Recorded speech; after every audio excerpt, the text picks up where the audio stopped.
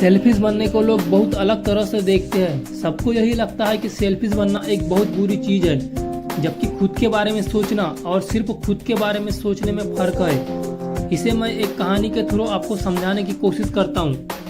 अब एक गांव में एक बहुत दयालु इंसान रहता था, जो हमेशा दूसरों के भले को बढ़ावा देता था। यानी पहले दूसरों का भला देखता और बाद में अपना। लोग उससे खुश भी थे और नहीं भी, यानी कि किसी को कुछ ज्यादा खास फर्क नहीं पड़ता था उससे। हाँ, उसे सब नेक दिल समझते थे, पर आज के जमाने में सिर्फ नेक दिल होना काफी नहीं होता। उसकी परचून की दुकान थी और वह लोगों को कई बार बिना पैसे से भी खाने का राशन उधार दे देता था। अब ऐसा करने से लोग उससे उधार सामान ले जाते और महीनों महीनों तक उसे पैसे नहीं देते थे। और ये इतना दयालु था कि कभी अपने पैसों का जिक्र भी नहीं करता। धीरे धीरे उसके काम में गिरावट आने लगी। उसके खुद के घर में कुछ खाने पीने का नहीं बचा। हालत ऐसी हो गई थी कि खुद उसे किसी न किसी से मांगना पड़ रहा था। धीरे धीरे लोगों ने इसके पास आना भी बंद कर दिया। अब इसके दुकान में कुछ खास राशन नहीं बचा था, तो लोग इससे शक्ल दिखाने भी नहीं आते थे। एक दिन गांव में बहुत बाढ़ आ गई। सारा गांव डूबने की कगार पर था।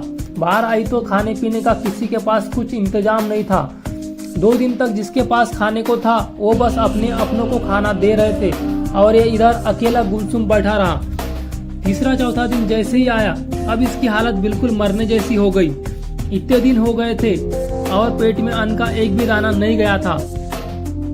तो वहीं जब पानी बह रहा था तो एक पॉलीथीन बहते हुए इसके पास आई, जिसमें 2 सेब रखे हुए थे। अब इसने वो खोला तो बहुत खुश हुआ। उसने वो सेब जैसे ही निकाले तो उसके पास में एक आदमी आकर बैठ गया। वो भी उसी के गांव का था।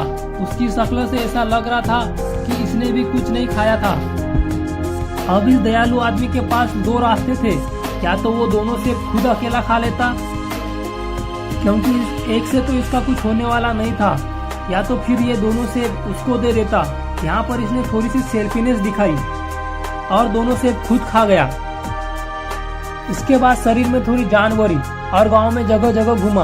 अब जो लोग उसे जानते थे उसे देखा तो कुछ तो लोग बहुत ही अच्छे थे। उन्होंने इसे अपने खाने में से कुछ खाने को दिया और ये वो खाना लेकर उसी आदमी के पास गया जो इसे सेब खाते हुए देखा था। तो दोस्तों, बात यहाँ ये आती है कि कभी खुद के बारे में सोचना मजबूरी भी हो जाती है। पर इसके बाद आप सिर्फ खुद के बारे में ना सोचे, खुद के बारे में सोचने के बाद दूसरों का भी कुछ किया जा सके तो बेशक करो। अब ये दयालु इंसान खुद के बारे में सोचे बिना वो दोनों सेब अगर दान कर देता तो वो उसी दिन परलोक सिधार जाता, क्योंकि उसे खुद पर तो भरोसा था कि मैंने सेब खाए तो मैं कहीं ना कहीं से इसके लिए भी जुगाड़ कर लूंगा। और इसने सेब खा लिया तो शायद कि ये मेरे बारे में सोचेगा, इसलिए उसने यहाँ समझदारी ये दिखाई और खुद वो सेब खाकर दूसरे के लिए भी कुछ खोजने निकल पड़ा। तो यार, ऐसा मत सोचो कि दूसरों का भला करते रहोगे तो आपका भी भला अपने आप होता चला जाएगा। बेशक ही आपके कर्म को बहुत अच्छा बनाता है, पर आप दूसरों का भला भी तब कर सकते हो जब आपके पास कुछ होगा। तो खुद को भी तो जरा सोचो।